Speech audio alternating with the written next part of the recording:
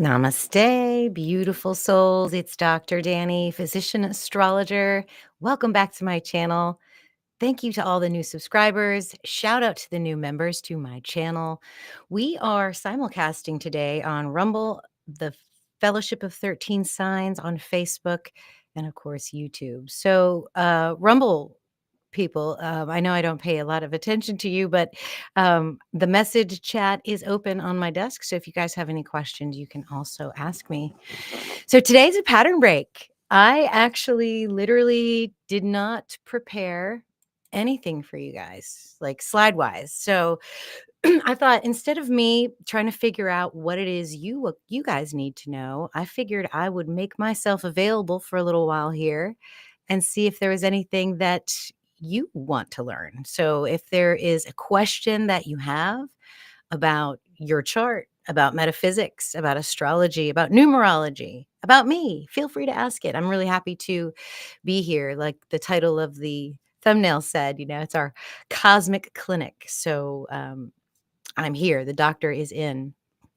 For those of you that are shy and don't have any questions, we can certainly go over today's astrology and see what the sky holds for us, see what we can look forward to perhaps in the future. But I just, I didn't want to go too long without reaching out and connecting with you guys. But I really didn't have anything that was calling to me like, let's just present something. So I don't know if we'll have a whole lot of people here. We have 6 or 7 right now. So I figure I'll just update you guys on where I'm at.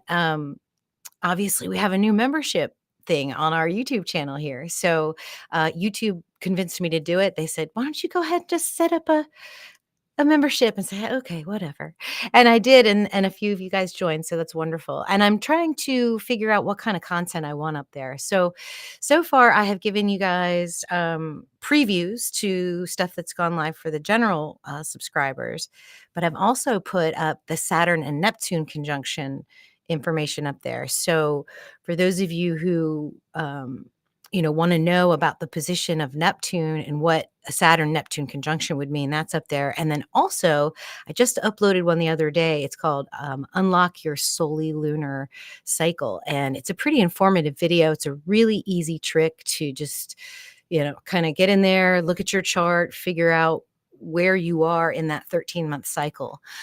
Because every time you have a birthday, that's like a new solar cycle. And the solely lunar cycle is related to the phases of the moon. And every single month, we get a different type of new moon. Everyone gets excited about the full moons and they're like, what's going on with this full moon in this constellation? But really, the new moon is what you want to focus on because that's a new lunar cycle. So when the new moon closest to your birthday is actually when you start that 13-month cycle. So wherever that new moon is, if it lands on your birthday, cool. If it's a couple of days after, a few days before, that's really where it starts for you. And that lunation, the one that starts on that new moon, excuse me, that cycles into the full moon, becomes a first house energy. So wherever the new moon is, it's in your first house. So you have to think of first house things. This is an I am cycle. This is an identity cycle. This is how I show up in the world. So let's see, we're getting some people trickling in here. We have Lori from Look Up Astrology. Thanks so much for being here. It looks like your weather's turning really nice where you live. Ultimus is here. Yes, perfect day, 80 degrees. And then we have Brenda. Hi, Brenda. Oh my gosh, I so enjoyed our conversation today. Yes, it turns out we have similar tattoos. Oh, we just laughed at that one for a little while. That was amazing. I think we were talking about certain imagery around the lotus flower. And, I mentioned to her that I have a lotus on my back. And she says, I have a lotus too. And I said, oh, yeah, well, I have a dragonfly. She says, me too. And then I said, I have a hibiscus. And then she said, holy smokes, me too. So we share similar themes on our ink, which is pretty fun. Let's see. We have fellow traveler. Hola, hola. Hello, my friend. I miss you. All right. And then Christine Yen is here. Grand day, Dr. Danny. Look up astrology and all the beautiful souls. Yes, beautiful souls. That's what we are. So yeah, that video is on the membership side. And if you guys that are members and are listening, if you like that, please let me know. If you think I need to give that to everybody, let me know too, because I'm happy to share the knowledge. I just I want to give back to those of you that are, like investing in my channel. I just think that's so amazing. So if you're a member and you like that content, please let me know. Or if there's something that you want to see that I haven't put up that you would be interested in. So let's see, where are we going and where have we been? This channel started like 2022, I want to say. Yep, it started April 4/4/22. And on that day, I had already created about 30 smallish videos on how to create and what went into creating my little art organites that I have here. I don't know if you guys have seen these or not, but I spent about a year creating, oh gosh, over 50 different pyramids with different intentions. So I started off with 16 sacred intentions. And I created peace, prosperity, love, abundance, and all these different pyramids that you see. And then I said, well, after I do that, maybe I want to do the constellations. Maybe I want to do the planets. And so I did. And the whole idea was to put it on YouTube. That was the whole plan. Um, and so when I had those videos, I went ahead and I set up the channel. I made everything live and I went for it. But I was so scared to show my face. Like I literally could not feel myself looking into a camera and talking to myself. I mean, that's what it basically felt like. So it was all pre-recorded. And I spent hours on these videos, literally like hours and hours and hours so that they would be perfect, so that they would show you how these little pyramids came together. I created the music for them based on a frequency that was associated with the intention in the pyramid, so that that would be the background music. And then I said, oh my gosh, since I have this music, let me start writing meditations to go with them. And so I did. And that was really how it sort of all started. And then astrology really grabbed me. I said, "This is just so cool. I need to be out there more with astrology." And so there's a video of me. I want to say it was late 22 back in my channel where it was the first time I showed my face on YouTube. And I said, "This is the face behind the voice." So if you want to hear like my first like on camera presentation, if you go back to my channel and you check out that video, you can see that. Um, so so I started doing videos and I would always pre-record them and edit them and make sure that I had everything. And then about a year ago, I started doing the live streams. Over that time, my channel has grown. I'm pretty happy with the growth. We had I don't know, maybe like 40 subscribers the first month I went live with my channel. And then by that Christmas, I had 500. And then by the September after that, I had 1,000. So it's been about a year and a half. We went from 1,000 subscribers to 4,600, which is really, really awesome. Really, really amazing. Um, I have a lot of people to thank for that too. A lot of you guys that really love this information, you're sharing it. So if you see any of my videos that explain something profound to somebody and you just don't have the words for it, share the videos. Like I have over 400 videos out there, a bunch of shorts. So if there's anything that you see there that you feel like is shareable, please do that. Also, I think my videos are clippable, so you guys can use those too. But yeah, so we've been kinda working with the astrology. I've gotten into numerology. I don't know if that's a full-time thing, a compliment, or if it was just sort of a love affair, but, the decoding has been a lot of fun. It's one of those energies where if I am working on a day and I'm a day of the month or a date or an energy with a sign or a planet, and those patterns of 13 and 33 and the fine structure constant and pi, if I start falling out of it, then that's when I get really excited. Because, if you've ever studied mathematics and physics, which I don't know if any of you had, but I you have to for science degrees. So for medicine, you have to take some physics. You have to take some chemistry. You have to take all that stuff. And the first time I took calculus, like way back in the day when I was 18 years old, I failed it. It was too hard. But I wanted to do a good job when I went back to school. So I had to retake calculus, I had to retake physics. And what was so fascinating to me is that mathematicians are literally decoders. They're literally like the numerologists that you see out there that are trying to decode things, that see patterns. They just have much more sophisticated and complicated tools for analyzing the thing that it is they're analyzing. So I learned a lot from that. And, I was able to literally like geek out on math and codes and how it works. And so that's always been in the back of my mind. And then, you learn about physics and cosmological physics, and there's these amazing characters out there like Brian Greene and Brian Cox and the trailblazers, Carl Sagan, that are out there, talking about physics and the development of physics from Einstein to now. And if you keep following that story, like once you get to the quantum physics part, if you keep studying it, it gets more and more and more interesting. It gets more and more metaphysical. It gets more and more spiritual and philosophical. And so when I study all these things and I pull them all together, I am able to make some of the most amazing connections. Plus, I'm a medical doctor too. So I have profound knowledge of the human body, human physiology, human psychology.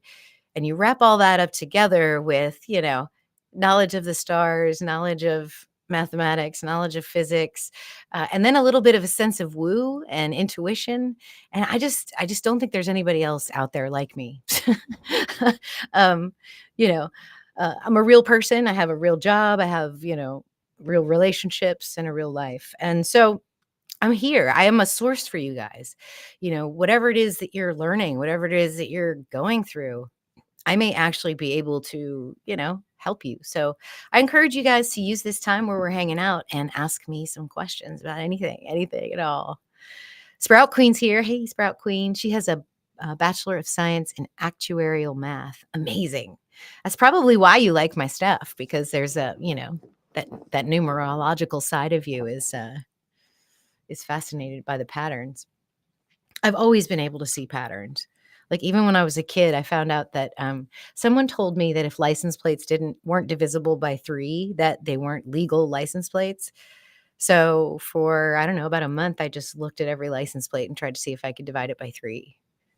So, you know, that's kind of how my brain works. When we were driving to Colorado this past couple weeks ago, the road signs, the mile markers, the license plates, it was like I was reading The Matrix. It was crazy.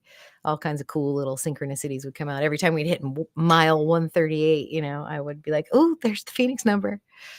So, all right. Does anybody have any questions? You guys are being awfully sweet, but very quiet. Let's see. Oh, okay. So Ultima says the Saturn-Neptune conjunction. Yeah, that's a big one. That's actually going to get really, really, really, really close in, I want to say, July of this year, like within 12 arc seconds. So, arc second is just a division of the degree, and the degree are the little hashtags that we see on the chart. So, whenever you see those little hashtags between signs and stuff like that, that's 1 degree. And so 12 arc seconds is, 12/60ths of that. So it's real close. It's close enough to say that they're conjunct this year. But the actual, like, for real conjunction is later in 2026. And when you're analyzing this for your own personal benefit, the best thing to do is to see where that 5 to 10 degrees of Pisces is in your own chart. And literally the best way to do that is to, if you go to the free chart, I don't know if you put that link in there, Laura. I think I pinned it. Yeah, I did. So that pinned comment there, if you don't know your chart and you want to look at it, you can go to that link there. It's drdanny.com/free chart. Put your details in there. Look for the constellation of Pisces. It's going to be the purple. The code has the constellations all color coded. So Aries is red, and then Pisces is purple, right next to it. And you look at the very close degrees, the degrees that are closer to Aquarius, which is the pink sign on the other side of it. That's the sweet spot. That's where everything's been happening the last couple of months. That's where that big wave of energy that we've just been through has come from. Those critical degrees in Pisces. We had Venus retrograde, we had Mercury retrograde, we had a solar eclipse, a lunar eclipse, and then Saturn has just kind of quietly snuck in there from Aquarius after spending 2 years in Aquarius. So this is a shift for all the Saturnian energy. One of the things you can do, aside from looking at where Pisces is in your chart, is look for that Saturn symbol. See where that is in your chart. Look at that constellation and that house. And those will be important for you, as well as the Neptune symbol, which is the trident, that thing. For those of you that don't know this, in medical shorthand, when we want to write psychology, we write the trident. We write the little Neptune symbol, which I think is super interesting. So Saturn has kind of quietly snuck into the constellation of Pisces while all this other exciting energy was going on. And my journey with Saturn has been very interesting. I have a lot of Saturn in my chart. I've got Saturn in Gemini, conjunct Venus, conjunct asteroid Lilith in the 2nd house. And it's trine to Jupiter in the 10th house. So I've got a very well aspected Saturn, but not without the lessons. So Saturn's one of those planets that kind of, the path to enlightenment is realizing you build your own prisons. You know, I've always been fascinated with people and their ability to like have a chaotic and messed up life and always get into some kind of drama, whereas sometimes people just are always really lucky and all kinds of amazing things happen for them. And I really boil that down to the conscious and unconscious choices that people make. You know, we are naturally, because of our code, because of our astrology and other things, are attracted to certain things just unconsciously. Even though they may or may not be good for us, we might be attracted to them to learn a lesson. And when we don't learn the lesson, we keep attracting it. But ultimately, we decide, we give the consent. We say, yeah, I want that thing to happen. So I'm just going to say yes to this. Or, you know, by declining something, then you miss the opportunities, you know. The best way to know that this is happening to you, we're still talking about Saturn here, is to check yourself. If you see somebody gaining something that you want, that you desire, that twinge of jealousy, that's your Saturn speaking to you. It's saying you can do this. You just have to say yes. Say yes to it. You can do this. So I learned a long time ago, because I studied theater in undergrad, the whole jealousy vibe, it doesn't work. You can't be jealous of people. All it does is it trips you up. So what I would say is, if you're jealous of anybody, just like wish them well. Feel absolutely happy for them, you know, and like send all your love and energy to somebody that has something that you want, because you know you're going to get that. Like, I can't wait to be you. I can't wait to have what you have, because that's what I'm working on. That's how you deal with jealousy. But Saturn, like, it is that force in your life where you either did or didn't do it. You either said yes or no, and you are dealing with the consequences. Once you realize that, once you have some, and it takes self-reflection, it takes maturity, it takes time. Nobody can know this right away at all. So with a little self-reflection, you can realize, oh yeah, I did that. That was me. I set that up for myself. And so then once you know that, now you're empowered to make the choices to literally not do that anymore. Right? Yeah, like, okay, I'm tired of this causing me pain. I'm tired of going through the same old loop. And so this time I'm going to do it a little bit differently. And that's really that sort of psychological maturity lesson that you get with Saturn. Saturn comes around your life about 2 to 3 times if you're lucky. First Saturn return happens around age 28 to 30. And so if you guys are reminiscing, if you're older than that, reminisce to that time in your life. What changed? What was altered? What went crazy? What big fat lesson did you learn? For me, I started medical school. Like that was when I started. So it was about taking responsibility. It was like accepting my fate as a healer and going for it and doing everything that I could that was in my power to take the steps necessary to make that happen, to manifest that. And I did, you know. So I'm 50 years old now. I'm about 8 to 10 years away from my next Saturn return, which will be Saturn return number 2. Um, that's different. That's more about working smarter, not harder. That's about becoming the wise teacher. That's also a process. Because, a wise person told me earlier today that once you're enlightened, you are literally like blessed and cursed. Because on the one hand, you're enlightened, you know things, you've got a head full of knowledge and, an Akashic record full of wisdom. But the responsibility is to share it. The responsibility is to make sure that other people understand that. And so you become the teacher. So this is the journey of Saturn. And a lot of people give Saturn a bad rap, but I think when we realize that, when we do that self-reflection, that's when Saturn can become our greatest asset. So Saturn slides into Pisces, which is like literally the mystical dream world of Narnia. Like, the whole time all these personal planets have been in Pisces, I've been experiencing vivid visions of these white serpents, of a midwifery process where I'm bringing in some kind of energy that's very important to them. And it's not a sinister energy at all. It feels very sacred and very beautiful and very connected to source. And so I've been just sort of playing in that space, not really worried about where it will go, just letting the visions come, seeing how they play out with synchronicities in my life, and just sort of following it and having a good time. But at the same time, staying grounded has been a little bit difficult. Like I do have to take care of things. There's a whole big checklist of stuff that I have to do every year just to keep my license up. I'm ready to go. Keeping these presentations fresh and coming out for you guys is a work. It's my passion and I love doing it. But that takes up time, and going, oh my gosh, yes, I have to do this. And literally last week, I missed 2 meetings and I never do that. So Pisces is mystical. It's fun. It can be sensual. It can be dreamy. It can be lost. It can be dreary. It can be depressing too, because there is a side of me that wants to run around and play and travel. It's springtime. I want to go outside. I want to have new experiences. But at the same time, everything's just sort of subdued and chill and relaxed. And, there's another side of me saying, why don't you just relax and not worry about it? So Pisces is that duality. It can be this dreamy, fun, mystical, fantastical place.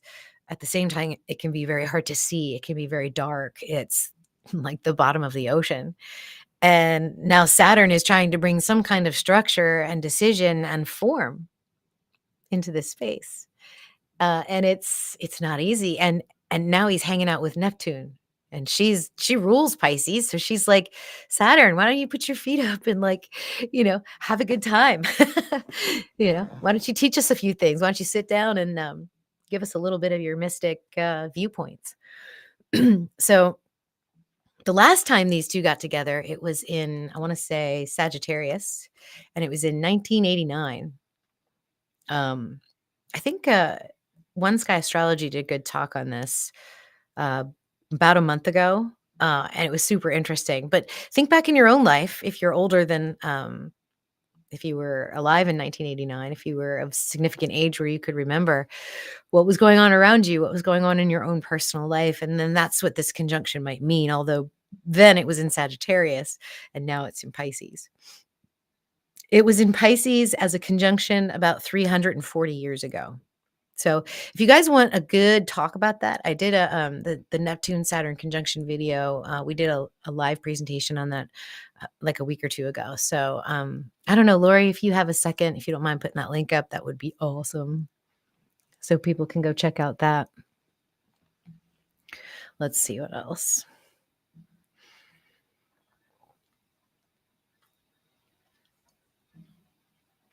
Numbers are Christine Yen says numbers are a never-ending source of amusement. They are. Savannah B says, I've always loved numbers, and now I understand why. Christine Yen says, this year in Cards of Illumination, Neptune is my ruler of this year. It's awesome.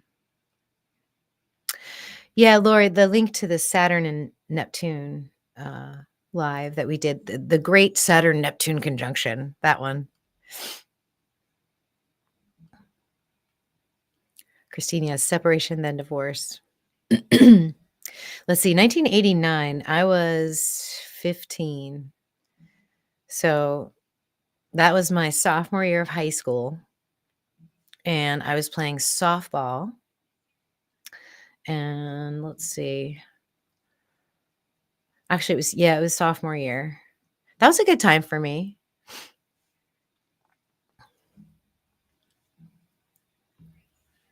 Sprout Queen says, I have no desire to revisit 1989, the year I graduated college.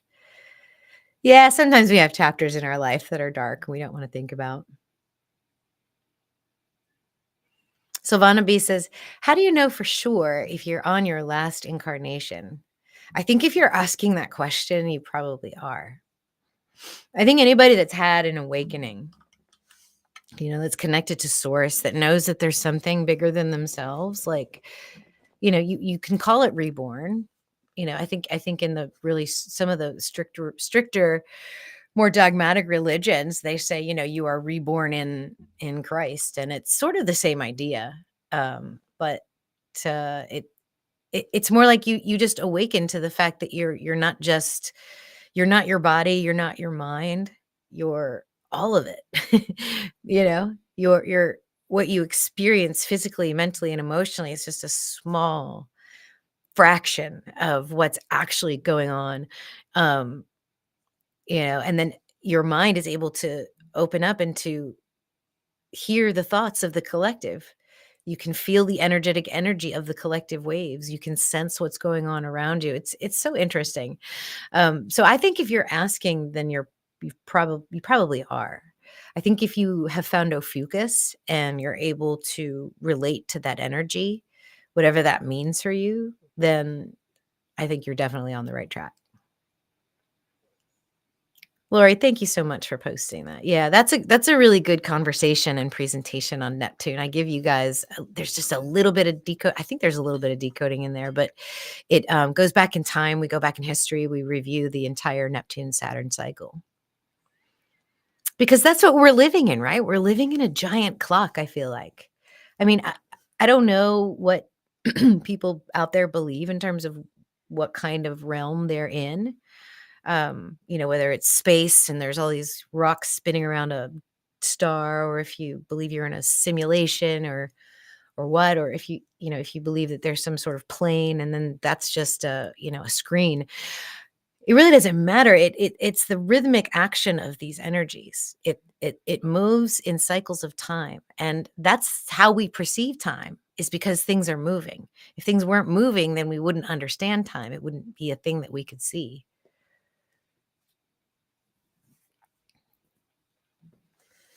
Ultima says, I figure if you can see the truth in all religions and accept the hero's journey, you are finished on this plane. Yeah, you mean like the cosmic healer's journey? Yeah. Lori says, in 1989, my hair was long, my thoughts were short, growing up in Eastern Michigan. Oh, yeah. Teenage years, those were always fun.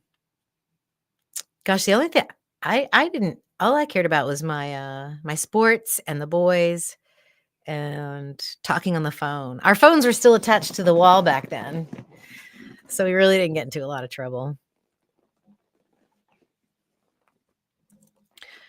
Nature's Place says, "I don't know, belief is often the problem." Yeah, that is true. I think belief is a problem when you are trying to, like, force it on someone, you know? When you're trying to tell someone what to do. I think that those days are over.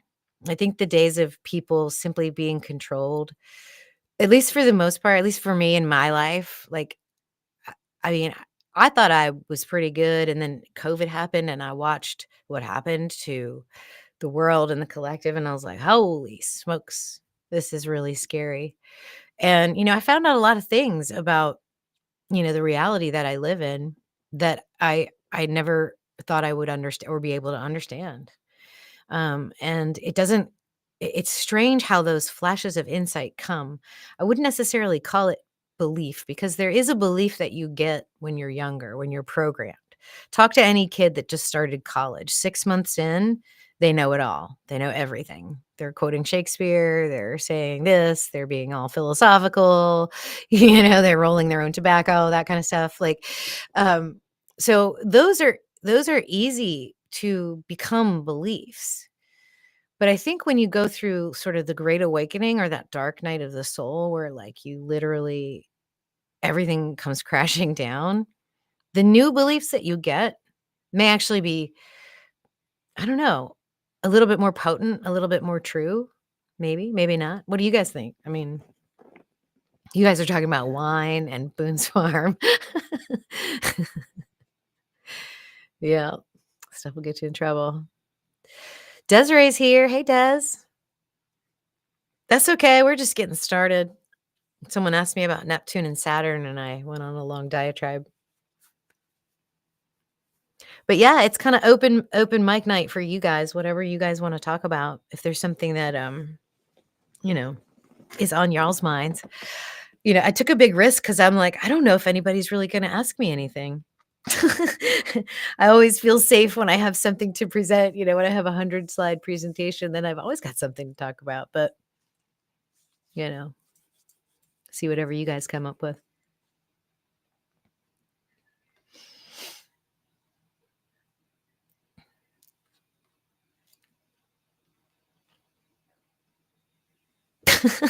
Ultimus. Is college really enlightening?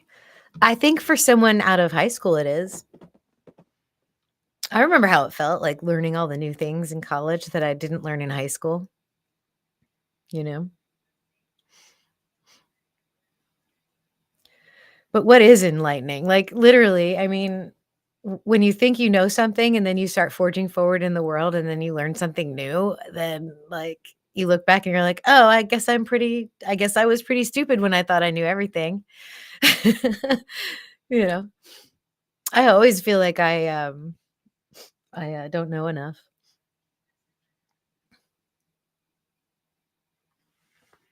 Let's see. Alright, let's look here. Let's see what you guys are talking about. Lori says, "I'd love to hear your take on the Liliths." Oh, yeah. I know about 2 of them really well. The 3rd one, I don't. It's not used a lot. I don't come across it a lot. I come across Asteroid Lilith a lot, and I come across, Black Moon Lilith. So, kind of like how the moon has lunar nodes, that ecliptic that crosses the Earth's or the solar system ecliptic, that crossing point, that's the lunar nodes. It's the same thing with Black Moon Lilith. She's not actually a body. It's more of a point along the asteroid's actual orbit. And many planets in our solar system have elliptical orbits. So when you think of orbital mechanics from an elliptical sense, the point that's farthest, so you have this point here and it goes around and comes really close and then goes around and comes really close. And the point at which it's really, really far away is Black Moon Lilith. That's called the apogee point. So that apogee point actually precesses around the sun as asteroid Lilith goes around. Okay. So asteroid Lilith is actually a physical body. It's in the asteroid belt where that potential past protoplanet used to be that was destroyed by some major cosmic cataclysm. So it's there, it's hanging out. It's it's probably the only asteroid that I'm going to add to my charts unless I'm doing something specific research-wise, because I feel like a lot of the other asteroids are the shattered sort of fractals, shards of energy of the divine feminine. Whereas in traditional charts, Venus and the moon represent the divine feminine. To keep adding in these asteroids, it feels like we're just sort of adding more personalities to Venus or the moon. So, but I like asteroid Lilith because I actually found a physical correspondence in the chart. So if you're looking at your natal chart and you look at where Lilith is, now if you don't know this, you will have to look this up, but this is pretty accessible information. If you know the body part associated with the astrology, so for example, Gemini's shoulders, arms, and hands. Excuse me. So if you got Lilith in Gemini, what I have found is that there's an instinct that you get intuitive hits from something, from your spirit guides, from God, angels, whatever it is, it hits you. And if you're not listening, if you don't follow that guidance, if you just keep doing your pattern, you keep doing what you think you need to be doing, but you're not listening, something's pulling you this way, but you keep doing this, you're going to feel physical symptoms there. Okay, I hope that makes sense. So, for example, if I am like bugging out or nerding out on something, and let's say I get an intuitive hit that I need to go do something over here, but I'm not done here. I got to keep doing this. I got to keep doing this. Then perhaps I will start to get pain in my shoulders and hands. Those of you that have asteroid Lilith in your Virgo might have gut, it hits you in your gut. Like that's where you get your instinctual hits from, like whether it's a good thing or a bad thing. And so conversely, if I'm getting chills or something, I feel it on the back of my shoulders. Like I feel like those little spirit chills. So that's how I know that's asteroid Lilith. So it's instinctual energy of following your creative and your guidance energy, whatever that means to you. Whereas Black Moon Lilith is the suppressed, wild, untamed, divine feminine creative force. I often think of Nyx or chaos, just that eternal blackness and dark, where creation just sort of springs from nothing, right? So if you give a name and an identity to that energy, it's able to create from nothing. So you want to call it the great mother, the great cosmic void. That to me is the energy of Nyx and of Black Moon Lilith. And it's very, very out there energy. It's not something you can just sort of like you have to get really, really quiet in your mind to be able to access that creative source. This is the access to your chi, your prana, your kundalini force, the smoky serpent energy that goes through the nadis. If that's unblocked, then your Black Moon Lilith is going to do great wherever she's located. If it's not, that's where that's where those lessons are going to show up. That's where you're going to be forced to like literally unblock it. And I include those in my readings. So if you guys want to get a reading with me and you want to know about your Black Moon Lilith, I will read her. So let's see. What else?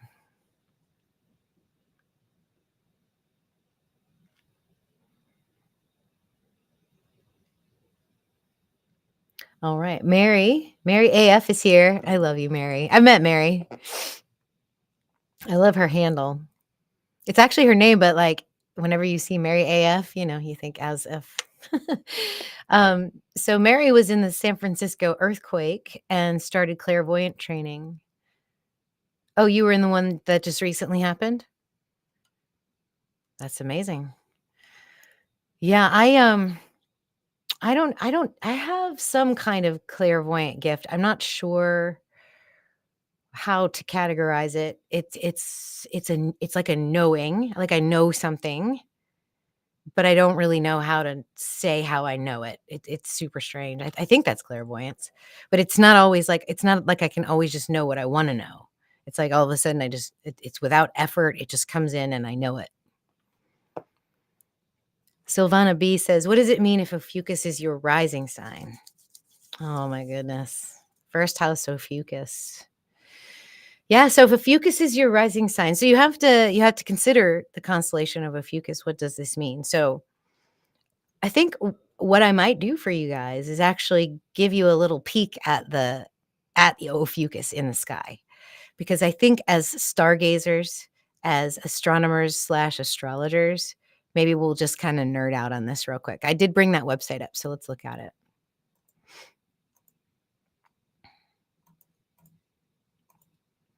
I was hoping somebody would ask me about Ophiuchus. Okay. So let's go there. Let's find Ophiuchus. This is stellarium-web.org, and you guys can just go to the website and play with it, or you can download the app. It's awesome. You can put the constellations in, you can take them out. You can put art in, you can take it out. You can put the atmosphere, you can take it out. So this is really cool. We're going to take away the ground for a second so we can look at the galactic center. Here it is.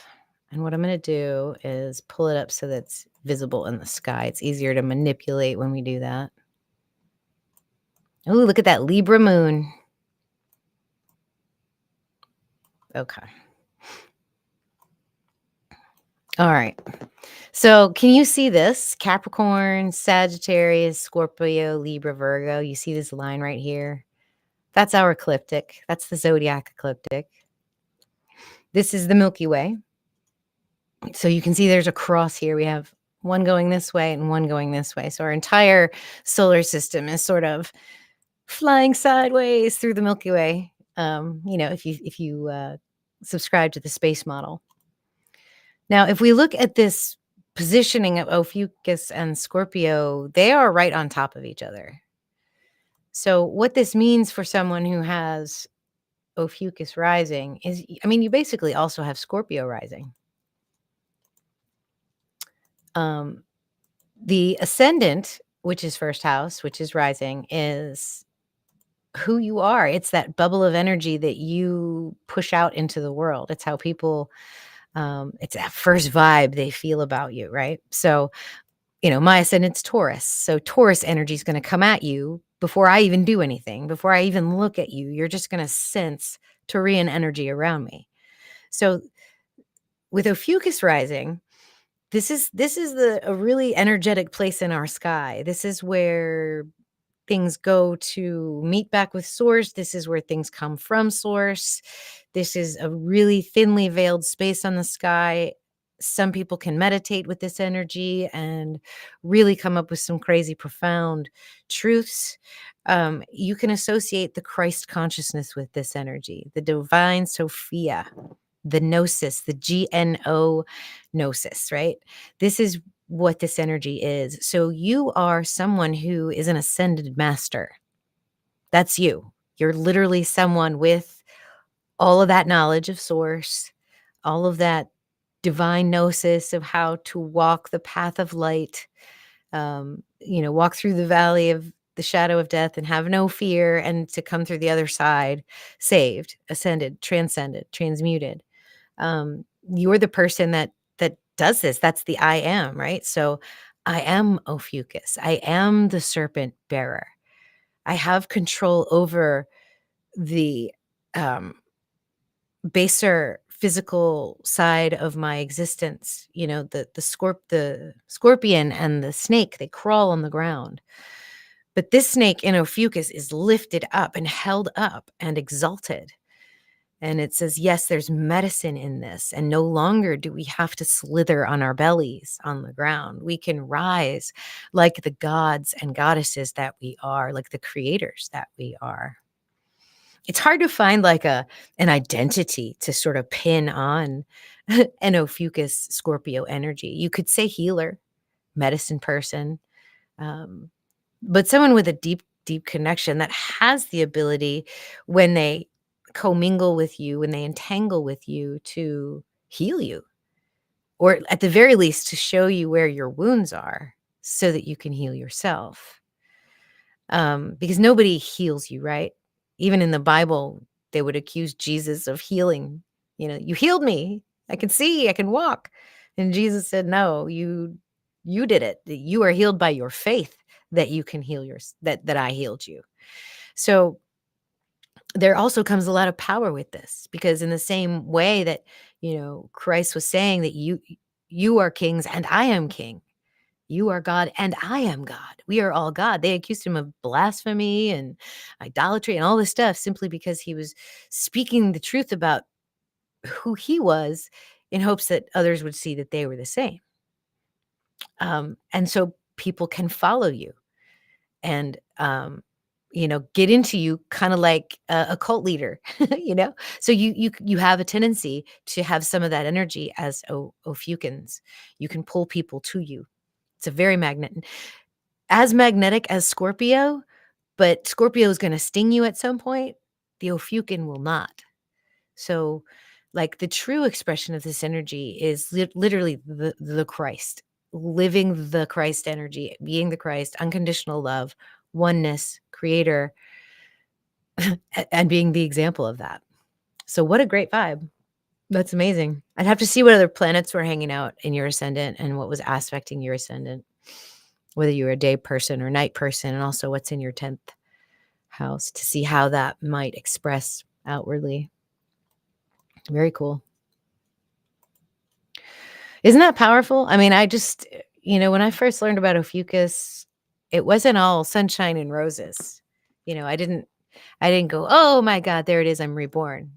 I was like, I mean, just a complete crumbling of the way that I thought about astrology. It never occurred to me that they didn't look at the actual sky, that astrologers were not, equal, matching up their signs with the stars.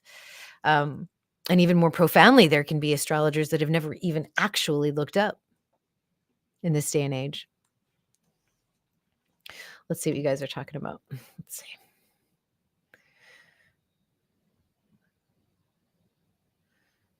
So let's see. Desiree says, last night when you posted the Soli Lunar, why are you counting constellations instead of houses? Well, because it's easier to count the constellations, but you have to combine Scorpio and Ophiuchus. You just combine that into the 8th house, but however many houses it is away from your sun. Lorna says, hi, Dr. Danny. Do you have any thoughts on having a child born on your birthday? Are you about to have a baby on your own birthday? I think that's a pretty cool synchronicity. I don't know of anything around it, though. I guess it would depend on the birthday. And if a mother and a child shared a birthday, that's pretty special. I love it when I get family readings. I recently had a mother, daughter, grandmother combination. It was super interesting. I think that, I mean, gosh, if you guys had the same birthday, I think that would be just a huge God wink that, you guys were connected on some karmic level.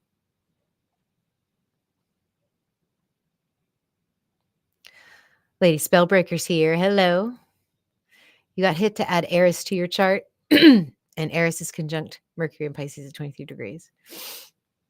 Yeah, Eris is real slow. I think it takes like 400 years for Eris to move all the way around. That's like a Kuiper belt planet. Lady Spellbreaker says, I'm also an Aries. Eris is Mars' sister, so they go together. That helped me understand my communication style a bit better with the Eris Mercury conjunction in Pisces.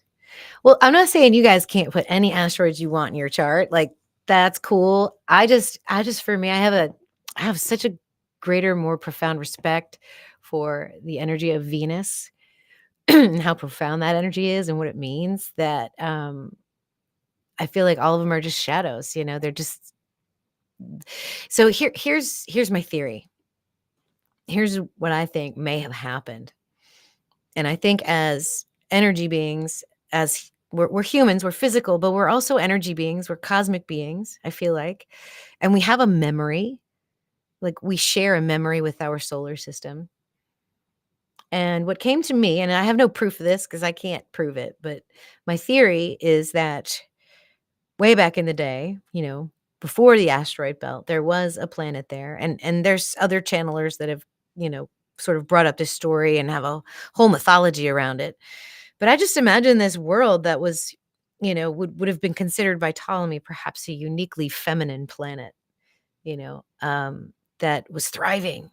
It was a balance. It was a world of harmony. There wasn't this disruptive agony that we have here on planet Earth.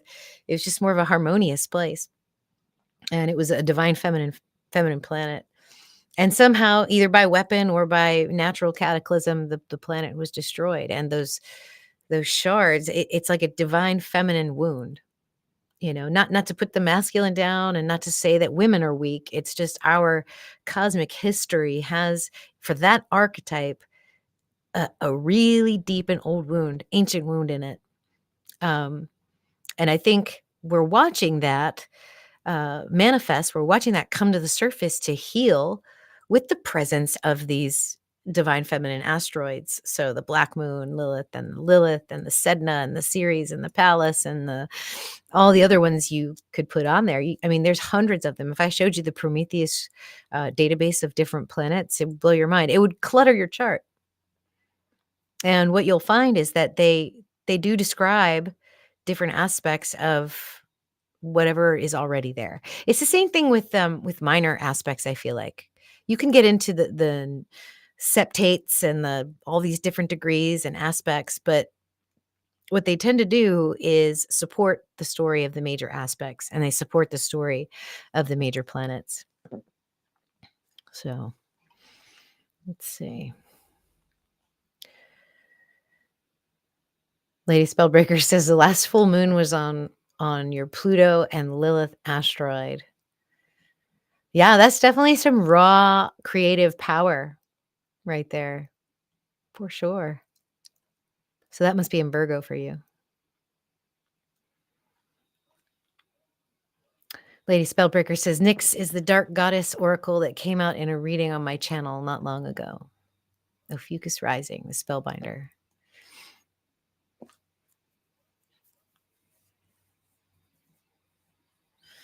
Desiree says her galactic center is in Ophiuchus. Yep. Everyone's galactic center will be in Ophiuchus. That is the cusp of Sagittarius and Ophiuchus. Anytime you see a fixed star or a fixed point in the chart like that, the galactic center, Regulus, Aldebaran, Ceres, Fomalhaut, Antares, those are all fixed spots in the chart. So they will always be in the constellation that they're in no matter what. What house it is will be different. So if your galactic center and Ophiuchus is on your ascendant, then you've got the galactic center on your ascendant. If your Ophiuchus is in your midheaven, then you've got the galactic center in your midheaven. So, all right.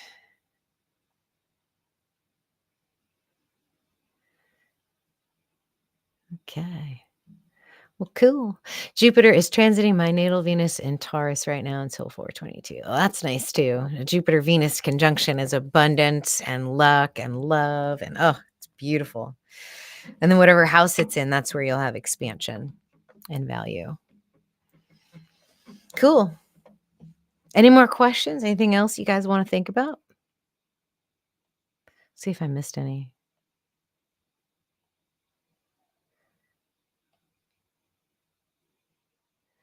Yeah, that was some intense energy over the last couple of weeks through March. It really, really was. A lot of different personal manifestations of it. For me, it felt like really good, just very kind of chill, very slow, very easy.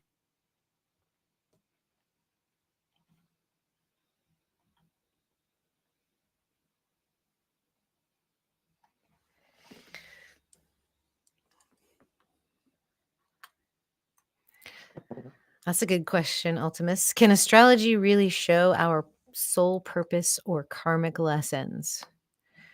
Um, yes, 1,000%. I mean, uh, yeah.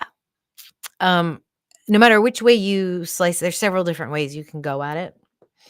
If you wanna learn in terms of, like, your soul's purpose, what you love to do, what you must get up and do every single day, you wanna look at your Rahu or your North Node. So, like, wherever your North Node is, that's what you're going to be pulled towards. That's what you're gonna wanna get up and do every day. When you're sitting there bored thinking of what you're gonna do, it's gonna draw you into that because that's what Rahu wants. It's a striver, it's a seeker. It wants to swallow and take in everything. So, it depends on where your North Node is probably the best place to look.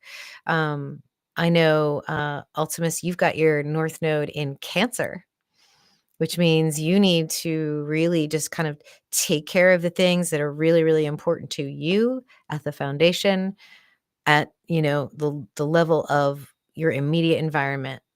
So that's what you are mostly focused on. That's what you're going to take care of. That's what you're going to be hyper focused on is your immediate environment, your home, and your heart.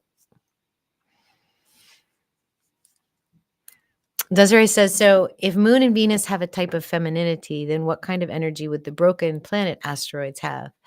Well, I mean, they're all given a feminine goddess, most of them. They're all given the ancient either Roman or Greek goddess names. So they're given subconsciously by the collective some sort of feminine designation. Um, you know, I don't. I think that it's just a manifestation of that suppressed sacred feminine energy. And I'm not saying like woman, like it's just the creative force, the ability to think outside of the box, the ability to create and destroy. Like to know that you actually have that power is absolutely amazing. And I think that by pulling them in shard after shard, by picking apart the asteroid belt, is kind of the wrong way to go. I think analyzing that process, picking the ones that are helping you on a personal level for sure, that's definitely the best thing to do. Yeah. Let's see. Silvana says, how are the houses assigned and what they represent? Well, so they divided the sky into the 12 parts, and then astronomers and astrologers, when it was one sacred science, would monitor the movements of moon, for example, movements of sun, and notice certain things happening.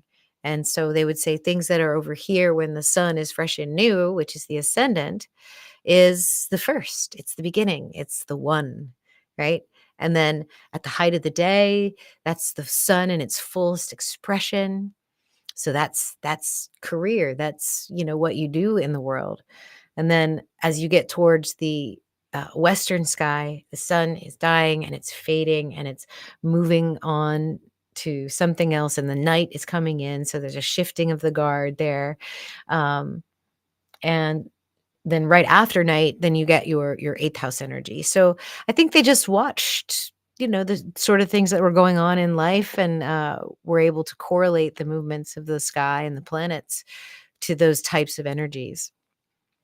I think if you look back in some of the Hellenistic literature, what's his name? Chris Brennan is really good. He's got a whole YouTube channel, lots of followers, and a lot of really good academic work decoding and breaking apart the Renaissance astrology literature and giving us something practical that we can actually use, like whatever kind of astrology you practice. He's really good, and he may have something in there on the houses for you. Good question. Brenda says, my husband and I have the same birthday. We're 5 hours and 5 minutes apart in the same state. That's amazing. But I bet you're 2 different people completely. Is it like the same year too? That's incredible. Lady Spellbreaker says, I need to put Rahu on a leash. Yeah, maybe.